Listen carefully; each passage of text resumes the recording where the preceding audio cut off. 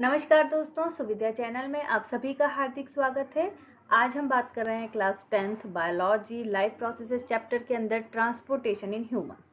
तो ट्रांसपोर्ट की बात अगर हम करते हैं तो ट्रांसपोर्ट का नॉर्मल मीनिंग क्या होता है? ट्रांसपोर्ट का मतलब होता है moving the things from one place to another place is called as transport. तो उसी से संबंधित बात हमको यहाँ करनी है ट्रांसपोर्टेशन के अंतर्गत कि ट्रांसपोर्टेशन की अगर हम बात कर रहे हैं ह्यूमन बींग्स की, अगर हम सिंपल ऑर्गेनिजम्स की बात करते हैं तो वहाँ पर एक डिफ्यूजन प्रोसेस होता है और उसके थ्रू थिंग्स का ट्रांसपोर्टेशन होता है। वाटर का ट्रांसपोर्टेशन या फिर हम कह सकते हैं ऑक्सीजन CO2 का ट्रांसपोर्टेशन, वेस्ट प्रोडक्ट्स का ट्रांसपोर्टेशन किसके थ्रू होगा?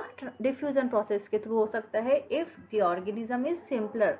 बट अगर हम कॉम्प्लेक्स ऑर्गेनिजम्स की बात करते हैं और हमें यहाँ बात करनी है ह्यूमन बींग्स की, तो उनमें ट्रांसपोर्टेशन किस प्रकार से होगा? किस किस का ट्रांसपोर्टेशन की हम बात करें, हम न्यूट्रिएंट्स के ट्रांसपोर्टेशन की बात कर रहे हैं कि न्यूट्रिएंट्स का सेल से टिश्यूज में ट्रांसपोर्टेशन कैसे होगा, हार्मोन्स का ट्रांसपोर्टेशन कैसे होता है, या फिर हम बात करें waste products how they transported to the kidney, carbon dioxide how it transported to the lungs. तो ये जो पूरा प्रोसेस हमें देखना है वो इसके अंतर्गत हम पढ़ेंगे ट्रांसपोर्टेशन इन ह्यूमंस। इसे हम ह्यूमन सर्कुलेटरी सिस्टम भी कहते हैं। So now we are starting the circulatory system. Circulatory system is responsible for transportation of various substances in human beings. अभी मैंने बताया कि for the transportation of food, for the transportation of other nutrients, for transportation of hormones, waste products, CO2, O2. So all these process, all these things transport with the help of circulatory system. Now अगर हम बात करते हैं circulatory system की, तो ये पूरा process it is composed of heart, arteries, veins and blood capillaries.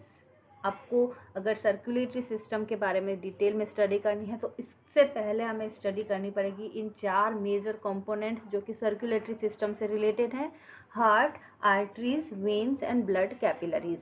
अब इनमें भी सबसे जो और ब्लड, इनमें भी सबसे इम्पॉर्टेंट रोल इसके अलावा किसका होता है? ब्लड का। ब्लड एक कनेक्टिव टिश्यू है, आप क्लास 9th में भी पढ़ चुके हैं। तो blood plays the important role for transporting the substances in the body.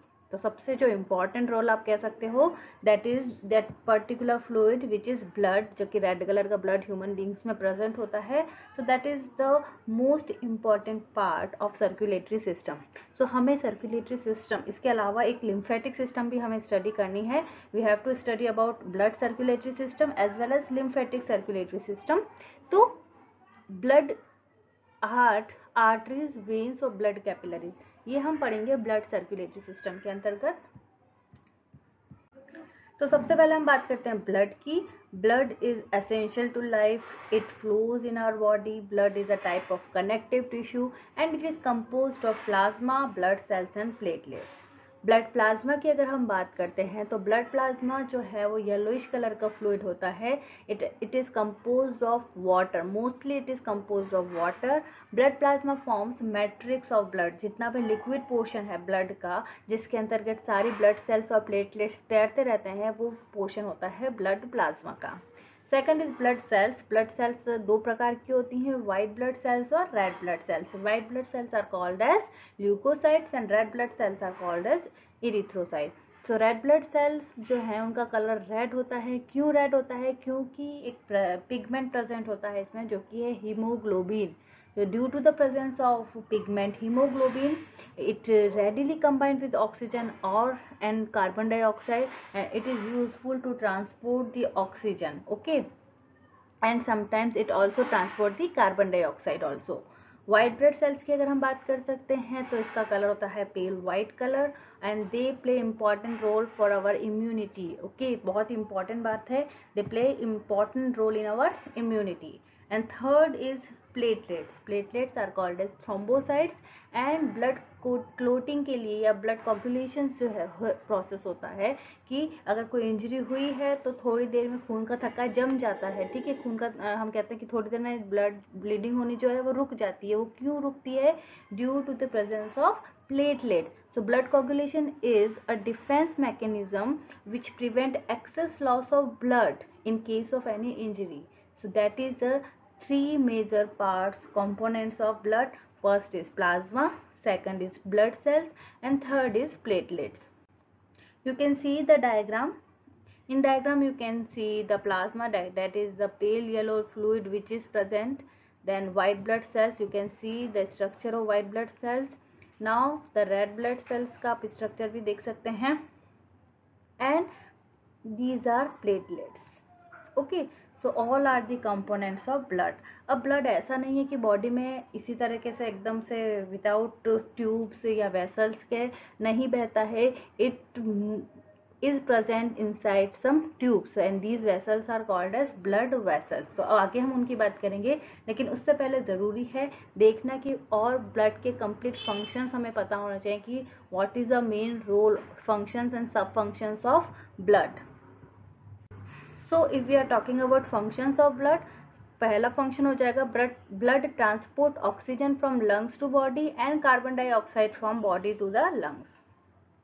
Second हो जाएगा blood transports food from simple intestine to the body. Third, blood transport hormones from glands to the organs. Blood transport waste substances from the body to the kidney. Blood protect us from disease.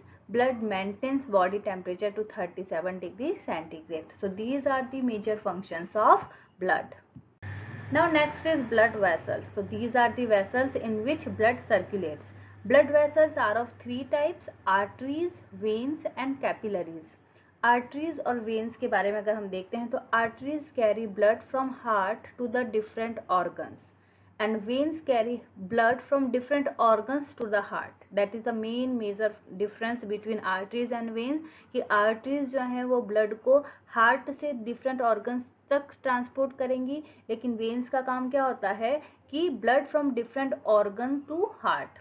Second, in arteries blood flows with high pressure, but in veins blood flows with low pressure. Third, no valves are present in arteries, but valves are present in veins because to prevent the backflow of the blood.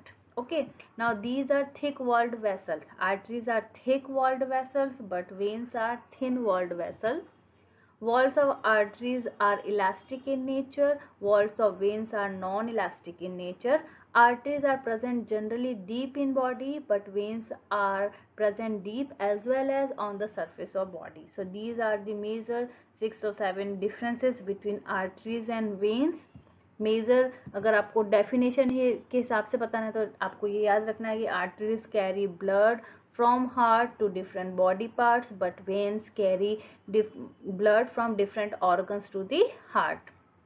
और तीसरा इसका part है capillaries. So capillaries are very thin, very much narrow thin walled blood vessels, जो कि किसके बीच में पाई जाती है, आर्टरीज और वेन्स के बीच में पाई जाती है, उन दोनों को कनेक्ट करने का काम करती है.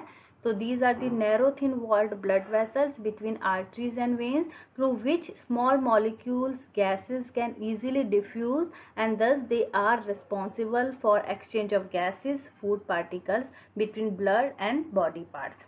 Now you can see the diagram. By this diagram you can see these are the arteries and these are the veins, और इन दोनों के बीच में क्या present होती हैं, thin capillaries present होती हैं.